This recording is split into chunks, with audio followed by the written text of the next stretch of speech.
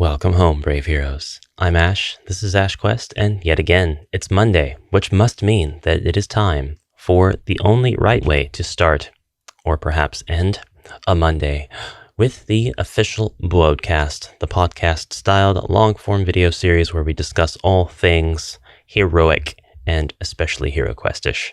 Last time, or one of the last times, I posed the question about the end of HeroQuest and what it would mean, not just in the context of lore for the game itself, but also the game itself, handled by whatever handler of the IP would currently have it. So the response to that video was pretty overwhelming. There were a lot of people with a lot of different ideas as to how HeroQuest could simply continue on past either of those points, and I'd like to go over those responses today. So buckle up unless you're already driving, in which case you better have already been buckled up, and we will journey through the ideas that you guys had for the end of HeroQuest, and I might poke in here and there with my own thoughts in response to some of these responses. So buckle up kind of implies action. I'd rather this be a relaxing thing, a positive energy thing. Maybe get some tea brewing. Go get some tea or brew some coffee.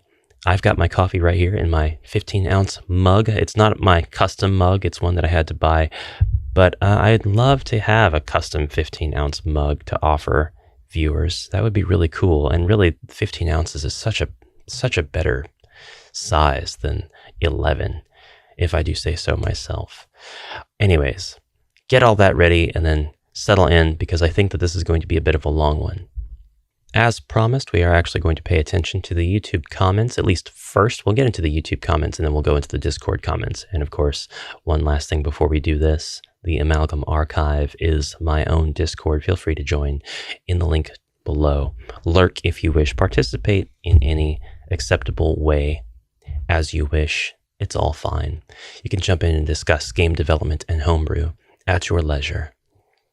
So the first response is from Scooter in AB.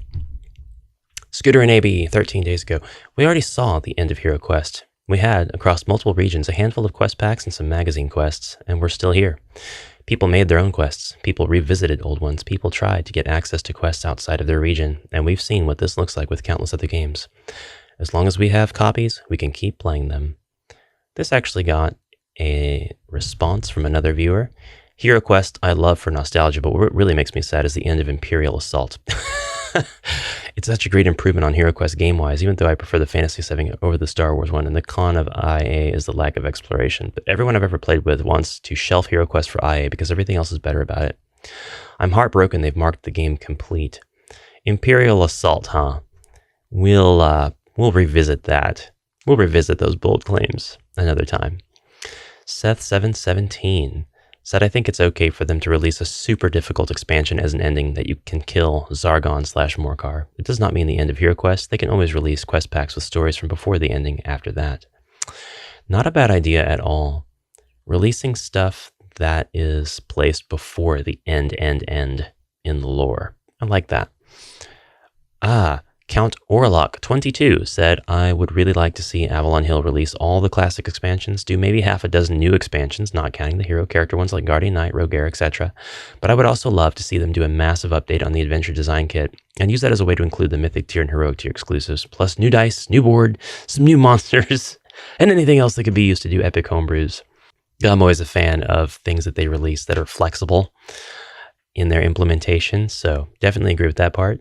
The Adventure Design Kit would be interesting to see released retail instead of just like the page that you print off and the page that's handed out at conventions. I think that that's probably as far as they're going to take that. But it would be neat to see it be something different. Maybe not the stickers, unless they were really playing on our nostalgia, which they haven't done, besides, just by virtue of it being HeroQuest to begin with. Amanda Fisher, 4233, said, I really do like the character retirement system of Gloomhaven. I like that it gives them a closure to their stories and a way to get out of their career alive. For those that have all the HeroQuest content, there are enough hero options now to carry a system like that. It also keeps the loot chase fresh by having to start a new character every so often in a way that isn't as punishing as a character death. I think a card deck with career goals would be a neat way to implement that. Career goals. I need to look into the Gloomhaven character retirement system.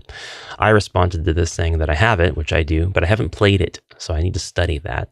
It sounds like a great system with some interesting possibilities. What is the reward that you obtain for retiring a character, though?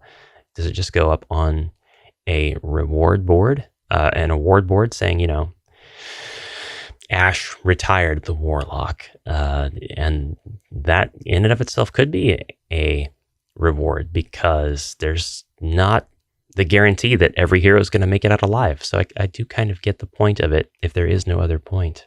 Bob Boyven 1033 said, I think the adventures end may bring us to the end of Zargon for the age. Then years later, he may come back again, like the way the heroes of the past put things to rest before chaos/dread made its way back and new heroes were needed to once again heed the call. The end will once again be on to a new beginning.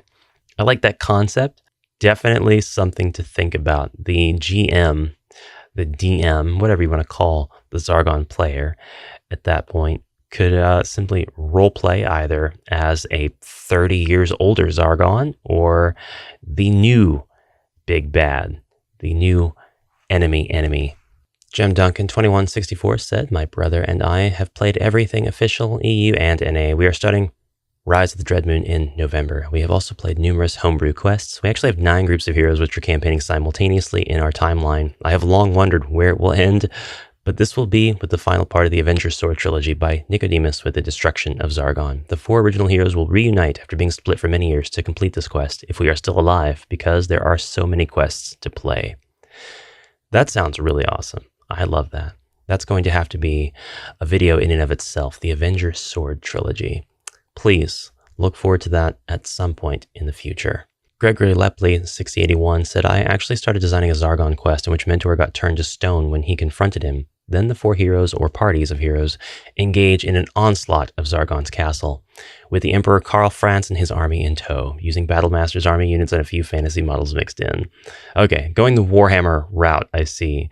A response to this, I probably wouldn't have ended after you destroy Zargon either. I think that many of Zargon's cohorts, generals, lieutenants, and monsters would scatter after his defeat. Then you would be on mission cleanup. Yeah, that's valid. Longtime channel viewer Harrington Martin says it never ends for me. Products like the Axion Quest Infinite Dungeon cards exist, so the figurative and personal end is after I'm gone. They'll have to pry the Infinite Dungeon cards from my cold, dead hands. Yes. PCall 247 said we have played some epic games. We took the quest as a guide and amped it up as we saw fit. Many of us played Total War Warhammer, and we noticed a very shared world with the vast Warhammer world. It's an endless well you can pull homebrews from. Just check out the wiki. I have a whole quest line dedicated to the Lost Ring of Nagash, turning out pretty awesome. Just need to print and paint some new models. Pavan says, I think there is always room for HeroQuest, and while I welcome more content, old and new expansions, heroes, I think a final battle against Zargon would be a fitting conclusion to whatever you consider the main storyline, but also depending on how that battle is handled and the stakes involved, it would be a great jump-off point to introduce a HeroQuest 2 / HeroQuest Advanced Quest / HeroQuest Forever system, where Avalon Hill can take 2 or 3 steps closer to something like maybe a Descent or Imperial Assault. There's Imperial Assault again, where either a new board or tile packs could be used to create more varied encounter locations. Keep the fantasy feel of the hero classes, monsters, and questing vibe. Keep the furniture, stay true to simplified combat, keep searching for treasure. But now, build on quest structure and layouts. Double wide hallways, double doors, larger open rooms, interactable, destructible terrain, furniture. Add more incremental upgrades to each hero class and their gear, allowing players a better feeling of progression and leveling up over the course of multiple campaigns. Of course, nothing's stopping me or anyone from adding such features to the current HeroQuest, but of course having it all made and ready to play and experience for the first time is the dream. 82FDNY97 says when the line continues, I wouldn't doubt they maintain for some time online download quests. I do hope that those are there for a long time. It would be really, really nice to have them all added to the app. I know that doing so is a pain. It's not as simple as it sounds because of the different mechanics for those quests needing to be literally programmed in, and then edge cases where people might bug out the app by taking unconventional or unusual actions. Doesn't mean that they will, but they could. So it's always something to prepare for if you're a developer. And I don't know how likely it will be that those quests ever do get on the app, but it would be really, really nice to see. In any case, I do agree with 82 here. I think that having the quests online and hosted from the official source forever would be a great idea. Humanoid5753 said the new HeroQuest reignited the love for the game, and I have played co-op with a buddy through the core quests, Keller's Keep, and half of the Witch Lord, so still a lot of adventures to go. I think we'll try Axie and Endless Quest in between or after that, as well as Homebrew when enough players are available for someone to be the keeper. And I don't think that we would need a showdown to end a story arc. Mixing in new heroes and questing on suits us quite well. The fight against the darkness is eternal and will continue as long as the heroes step up to fill the place of the fallen. Random PS5 Guides says the main story ends when Avalon Hill wants it to. LOL. The story only truly ends when a hero doesn't want to create or get new quests, I think. If Zargon was a mini and had quests, they could still create expansions that happened before that Zargon expansion.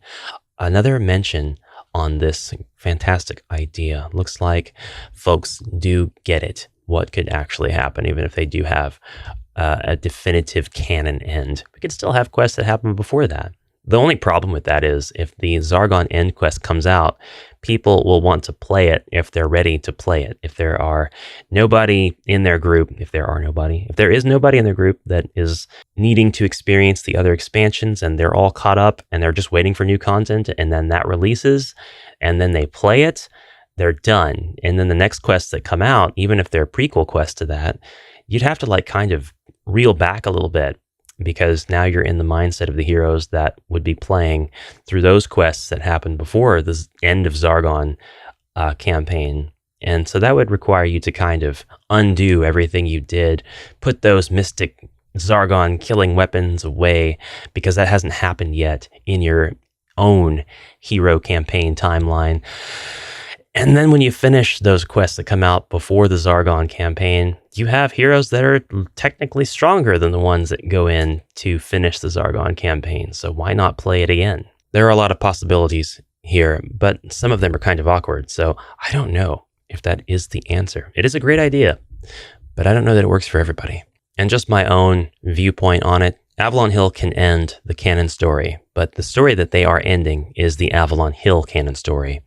It's not the original Games Workshop Milton Bradley story. It's not the Chaosium / you know what? They're not even worth mentioning. I'm not gonna, because they didn't do anything with HeroQuest. All they did was have the name. They didn't expand on any possible little thing. We should just rightfully forget that HeroQuest had anything to do with Glorantha, because on almost every technical level conceivable, they didn't. If you don't understand what I'm talking about, that's fine. You haven't missed anything. Sorry, that came off. That was. I'm going to need to sip some coffee. Hold on. Pearl Jamaholic says, I agree with the Zargon idea. I think of him more of an embodiment of evil rather than an entity himself. He doesn't need hit points. I don't ever plan on questing against nature or the cosmos, and that's how I view Zargon. The barbarian swings his sword at the air in a worthless effort to slay nature. I'll pass on that idea. As for the official end of HQ, I think it'll end like any good serial fantasy series. One day, there will be no more stories. You won't even know you've played the last one until you look back and realize it's been years. I see HeroQuest more like Robert E. Howard's Conan than I do Tolkien's Middle Earth. It's all about the adventure, not the conclusion. It is called HeroQuest, not Hero Resolution, after all. I replied to this and said, yes, this is the one. I think that this hits the nail on the head, the closest out of all the comments on this. And while every comment on this subject has been completely, totally valid, this is the one that strikes the best chord to me personally. Jason N. Dobson says, the end will come. The question just becomes, do you run high-end dungeon runs on hard mode with existing characters or move to fan-made content? And after I have exhausted all of that, it might get shelved for a time, possibly a long time. And then my kids will have kids, and the stories will come out about the quests they had as kids, and the cycle will run again with new heroes. But it doesn't really end, does it? Yeah, I like that one a lot too. I think that's actually quite compatible with the above one. Longtime channel supporter Dan the Colombian says, in my headcanon, and because of the IP handover from company to company, HeroQuest will always be a multiverse of possibility. That said, the end of one storyline inevitably begets another. Zargon defeated leaves room for another deadlier darkness that's either substantiated by a Warhammer setting and lore, either in the fantastical past or in a future at least 40,000 years away. It's an oddly specific number. Or that writes itself pleasantly into personal adaptations of another campaign setting, which I firmly believe is missing from the game system.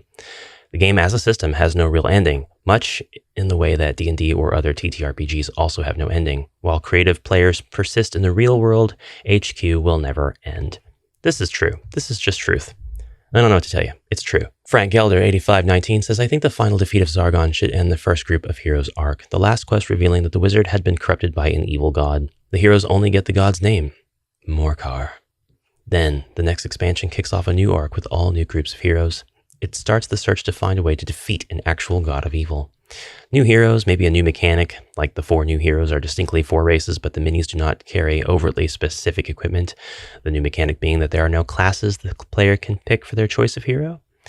The old base game heroes taking mentor's spot in, mentoring the new group and as such addressing the players in quests.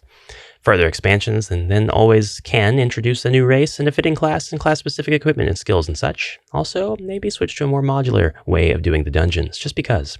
Expanding bit by bit on the base concepts could be fun. Have an expansion that plays in an actual village with house tiles. Love that. Then later expand on that with a series of quests in a town with multi-story buildings, then a full castle with towers and a dungeon basement. Then even later, have a series of quests in the capital city of the realm. Once that's done, we would have absolutely everything needed for modular village, town, city, quest homebrewing. In between, we could get packs for searching caves or ruins, swamp or forest, and so on. Since we already have a lot of enemy minis, the packs could focus on dungeon tiles and furniture more, but specific boss monsters could be fun to bring in. I like that a lot. Actually. With all of these suggestions that imply that there could be or should be an end that's more transformative and leads to something bigger and then funnels outward, like a reverse funnel, so branching outward. What's the opposite of funneling? When you stick your funnel into a bottle of water and the water comes back out and geysering? The opposite of funnel is enough. So that's funnel backwards. It makes sense. Longtime viewer Warbuilder J22 said, Sargon may be defeated, but as long as they never find a body, it's all good. And that, my friends, truer words have never been spoken. User XR2BM8NL6Q says, Hi Ash, they create a next evil to take on the heroes who was waiting in the wings for Zargon to be slain. Perfectly valid, yes. Somebody steps up as soon as Zargon is down, because now there is a position open for an evil wizard player. Phoenix Reborn Music 818 says clones of Zargon, or if he is slayed, he told his necromancers to resurrect him. I see nothing wrong with this. Tofathi195 says the only problem HeroQuest has is the door camping. Solar Panel 9085 says the end of HeroQuest is the end of me. XSC3 says it's never ogre. This is what they call a paradox, because we do know that in March it is indeed ogre, but yet it's never ogre until it's really, really ogre, if you know what I mean. Only IQ of 300 will understand that comment. And now moving on to the Discord responses. There were quite a few of these. Longtime viewer Ribby says, what a fun question. I would say it never ends, shouldn't end, except maybe in some kind of homebrew. The very nature of HeroQuest should never allow for a true end. I'm referring to the sandboxy nature of the game. The stories are kept sufficiently light and somewhat open-ended on purpose, per Avalon Hill themselves. This keeps the whole ongoing narrative for continuous expansions flexible. A true end, I think, would ruin that.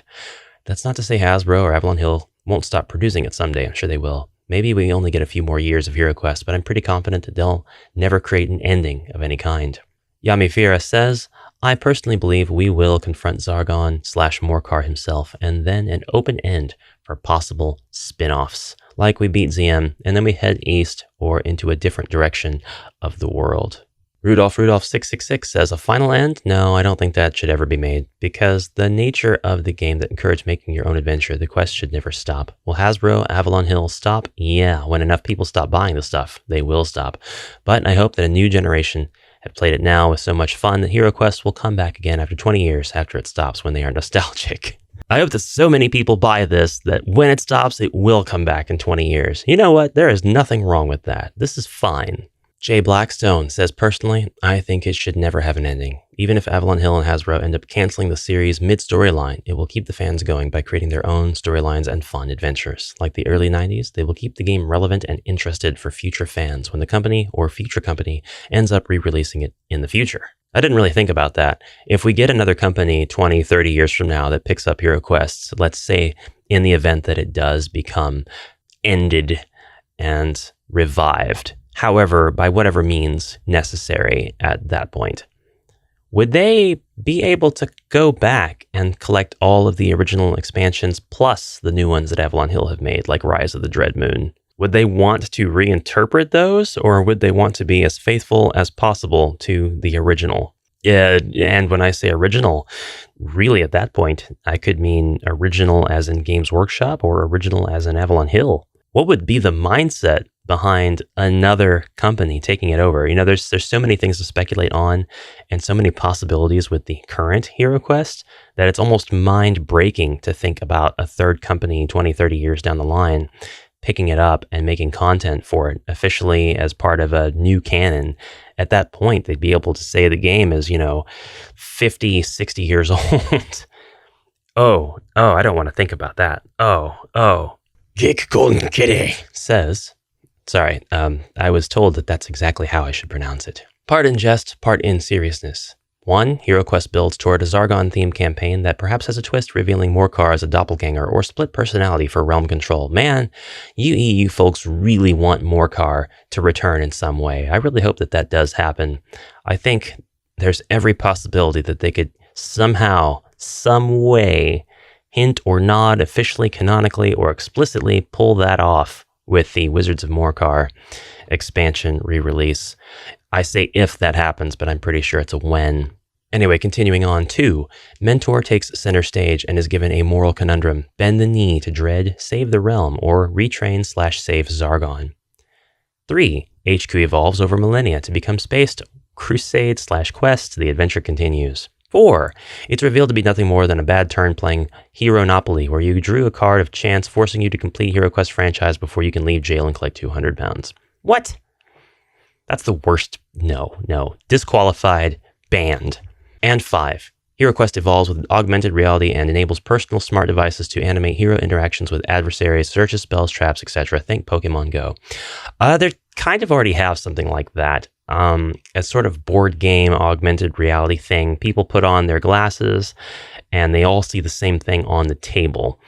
It's kind of presented as a solution to, not having to store all your physical games. And while I see the practicality of it, at the same time, I absolutely hate it. Everybody comes over and you stare at an empty, blank table and you have fun shuffling your fingers over the surface to any onlookers who don't have the glasses on. I get that this is kind of the silliness of VR in general, and that's not the point at all. It's the point is immersing you in this world. And what is cool about it, I will admit, is that they could set it up to where the pieces are animated. So when you move a piece next to a monster and you roll attack dice and you score the attack, perhaps the character on the board is actually animated to attack the monster, and the monster dies dramatically, clutching its chest, falling to its knees and saying, "Why?" That's a thing that I think could happen. That would be great. I would enjoy that. Stormenwolf says, so those are two different things to me, referring to the end of HeroQuest in lore and the end of HeroQuest as a product. End of storyline, one would be the end of the classic storyline. For this, I want either they settled down and enjoyed the sunset end, or a heroic sacrifice where they save the world but only get an eternal reward. The hero does not get to enjoy the new world they helped shape, as they are part of the old world legends and myths. This would be bittersweet, but I could definitely see it. The end of Avalon Hill's HeroQuest, I do think we'll get next year, maybe another half of releases, etc. I do also think we'll see crossovers. D&D Sourcebook, Magic the Gathering Commander decks at the absolute minimum. I also think we'll see an end of the current edition, Classic Remake, at least in a soft form. I do think we'll see a new edition with a new starter set, new heroes, new storyline, and new expansions. I do think this has a high probability of being backwards compatible. HeroQuest is currently doing extremely well, almost on the level of Gloomhaven or Simon Fantasy Zombicide, and certainly better than Wizards of the Coast D&D adventure games, which are also seeing a renaissance and are not doing bad. I do not think we'll see an end to the HQ stuff at any point soon. Hasbro nowadays loves to milk nostalgia, and though not aware of the strength of the nostalgia for arguably the first dungeon crawler, they are now. I think they will not allow HeroQuest to end. Do I want to see an end? Storyline? Yes. I would like to have an epic storyline with an epic end. And then I want a new storyline. But just have a couple more to cover. One is longtime viewer Liorlek, who says, taking this as two different questions, end of the product and end of the story. For the end of the story, I agree with Ribby. The story shouldn't end, but it can be given a nice conclusion if certain conditions are met. If the game is just canceled, then leaving the story unfinished may be for the best. But if the sales are still there but need a boost, if, let's say, as an example, in 5 years, time sales of the game are slowing down, but not dead by any means, and Avalon Hill needs to do something that can boost the sales, a conclusion to Zargon's story can then be made its own quest pack. A suitable quest pack should contain an epic storyline with some interesting new twists or mechanics, but we can forgive them if new mechanics are not introduced in this scenario. Something along the lines of the hero stopping his master plan to achieve godhood or something of that nature. The game would have to come along with a suitable, previously mythic-only Zargon figure, but the man himself is never faced in the quest. He's too powerful for the heroes to challenge directly. Instead, they need to sneak into wherever his ritual is being held and stop it without being discovered, maybe releasing his prisoners before they are sacrificed or something of that nature. If the heroes succeed, then they, along with Zargon, disappear into the magical backlash of the failed ritual. Stories are told for generations of the heroes who succeeded stopping Zargon's second rise. Then, 50 years later, the next large threat to the kingdom, or a neighboring region of the world, Avalon Hill has already shown they want to build their own world, which requires new heroes who can stand up against Morcar, Grimdead, or whatever new villain has surfaced. This then leads into a second edition of the game, new board, new monsters, new hero types, and possibly new mechanics, or at least enough new ideas to make the game feel fresh, so long as they do not take away from the simplistic core of gameplay. Then Like all great legacy products, the rulebook includes rules for bringing your HeroQuest 21 figures over to the new game as well. Updated stats, monsters, props, or whatever components need a rules refresh to stay in line with a new edition. Now, with all that said, only if the line needs the boost. Rebooting a franchise just for the sake of doing so, well, it sucks. The End Times, 4th edition D&D, and New Coke, all of these are examples of crappy attempts at ending and rebooting a line simply for the sake of doing so. And in all cases, the people in charge of the decision-making should have had their heads examined or lobotomized. Karnock says, I think the end of HeroQuest is when they decide to make new flavors of HeroQuest board games and the system becomes generic. It may evolve into something better occasionally with Pokemon HeroQuest, but when Hasbro Pulse starts making never-ending story HeroQuest or Magic the Gathering HeroQuest, we will know it's finished. Okay, so while that took a dark turn, I have to say, for me, it would be the complete opposite. HeroQuest being in line with other fantasy properties versus HeroQuest being in line with popular contemporary pop culture things. I think the popular side would be what I would not want to see. Pokemon HeroQuest would be something I would not want to see. Not unless it's less HeroQuest and more if HeroQuest were Monopoly. This is the HeroQuest mechanicked Pokemon. Yeah, I still don't like it. We're going to end on Sid Tandy's comment. It's a bit lengthy, but it is split off into some sections. I may summarize in bits and pieces here. He starts off with, the end of HeroQuest will be like when you finish the main quest in Witcher 3, all the main characters suddenly disappear, and you wander around aimlessly looking for mods and hidden side quests to finish. Now, to be serious, the end of HeroQuest. If we start with the idea of the end of Zargon and Morcar, I believe the impact of such a thing weighs a lot on your relation to the HQ world as part of the Warhammer world, or other imagined limitless continent of medieval fantasy stuff, or just limited to what actually can be said to be HQ canon. If you think of HeroQuest as the first one, the disappearance of Zargon and Morcar is just the fall of a great powermonger. Zargon and Morcar was a great threat because they could gather forces against Prince Magnus and other power holders in the realm. They could make the rise of the frozen horror or orchestrate the kidnapping of Ragnar, the princess, etc. But with them gone, there's sure to be other players making their way in the realm. When I got into making homebrew, my outset was thirst just to add more stuff like heroes, weapons, and monsters. But when I got better and more inspired, the ideas of making campaign settlements grew more appealing to me. I think a lot of other homebrewers start out in similar fashion, ending up making entire quest books or new game systems within HQ. I think the lore of HQ very much appeals to homebrewers because there are many areas where you can fill out and expand on the HQ saga, with or without Zargon and Morcar. When I was making Northlands Revisited, my outset was very much the idea of what could happen in the Northlands with the frozen horror gone. Sure, the horror was a mighty spellcaster, but sure there must be similar beasts like the horror hidden in the Northlands without the same power, now hungry to take the horror's place. And what about the ice magic that the horror wielded? Surely there are to be more wizards and warlocks that want to use it. To sum it up, the end battle might not matter much for the homebrewer, except of course we all want it to be epic. But for the strict vanilla HeroQuest player, it will be out of most importance, setting the rating for the entire saga. Utmost importance, I think.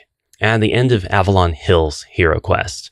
And what does it mean, the end of the saga? A lot of us players with memories of HeroQuest 1989 from our childhood, we have the veterans who actually played the game in the expansions back in the days and are starting to play anew with HeroQuest 2021. We have those of us like me who played the game as a child but mostly have brief memories of the quests, or maybe did not play more than the base game and one or two expansions at most. I fall into that group personally. In that group of players, the HQ saga might feel important in the sense that we might wish for something bigger, something to expand that memory, or finally make true our lost dreams from the impact the game left us as kids. However, most of us in this group have probably a lot of other experience in board games by now. Maybe we are already deeply invested in League of Dungeoneers or Dungeon Universalis, or more excited about the future of Gloomhaven and Frosthaven, etc. We might feel invested in the end of the HeroQuest saga. It's something we hope for, but ultimately we probably also have a sort of limited expectation because board games come and go. But we also have the groups of board game players who might have approached HeroQuest within a very limited view of previous board games. Players who have very fixed views on the game and following it expansion by expansion. Players who might have jumped on to HeroQuest about a year ago. Players who never cared about hunting dusty game sets from 1989 on eBay and primarily only play the 2021 version and will continue doing so. For those, this is their HeroQuest moment. HeroQuest 2021 is their HeroQuest, and for those kinds of players, I hope to see the end of HQ will not be near and will be spectacular when it comes. So there's a third section to this with a trigger warning on mental illness and loneliness that kind of hones in on the feeling that we might get if it's ended, over, and has been gone for a long time. I do kind of understand that viewpoint, and it's something that we might delve into separately in another video, because as he leaves off here with this statement, the answers are not easy to tackle. But all in all, I do see a lot of really great viewpoints and very sensible, practical viewpoints on the end of both the lore and of the product line as it belongs to Avalon Hill. I'm not sure what we're going to see or when we're going to see it, but I do have high hopes that the game system as it stands now is going to continue on and be successful for a number of years to come. And I would say 5 is pretty realistic in my opinion. I think that we're going to see the Ogre Horde, the Wizards of Morcar interpretation, more original stuff, and while they haven't teased anything entirely new or original, they're getting better about keeping a lid on certain things. The Ogre Horde being an exception in a sea of other exceptions. I do think that Avalon Hill have the creative panache to continue on and the integrity to keep things nice and clean and well received for us veteran players. Guys, thank you so much for the wonderful responses in this video, and we'll set up the next BwodeCast topic soon. That's going to be the end of this one. Thank you to everybody viewing the video. Please comment anything you like down below. But I won't be doing another video with those comments in it, so don't expect to get the limelight this time around. It was a lot of fun tackling the YouTube responses this time as well, so I'm definitely going to make sure I do that going forward, at least whenever the question gets presented in a place for YouTubers to actually respond. So might do a text post first and then do the video after.